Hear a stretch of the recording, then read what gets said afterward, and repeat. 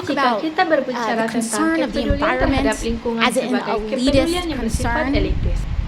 1 year ago, I was waitressing in a taco shop in downtown Manhattan. I just got health insurance for the first time a month ago. This is not an elitist issue. This is a quality of life issue. You want to tell people that their concern and their desire for clean air and clean water is elitist? Tell that to the kids in the South Bronx, which are suffering from the highest rates of childhood asthma in the country. Tell that to the families in Flint, whose kids have their blood is ascending in lead levels. Their brains are damaged for the rest of their lives. Call them elitist. You're telling them that those kids are trying to get on a plane to Davos? People are dying.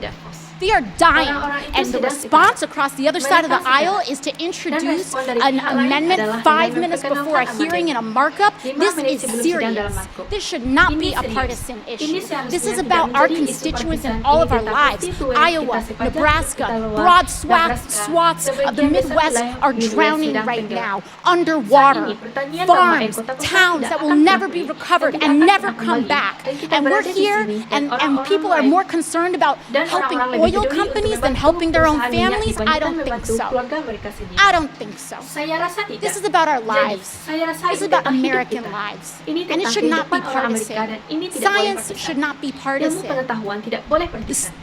We are facing a national crisis.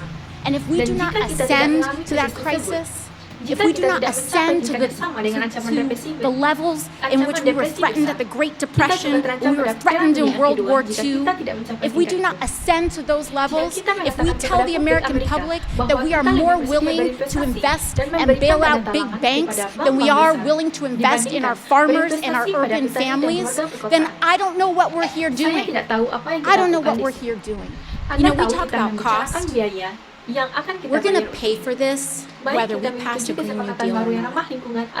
Because as towns and cities go underwater, as wildfires ravage our communities, we are going to pay.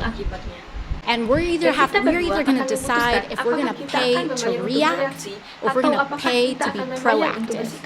And what we know is that prevention, you know, when you spend less money on prevention, you can prevent a lot of that damage from happening in the first place. So it's not a question whether we're going to spend the money, because I'm very sad to say that the government knew that climate change was real starting as far back as 1989 when NASA was reporting this. And the private sector knew way back in the 1970s.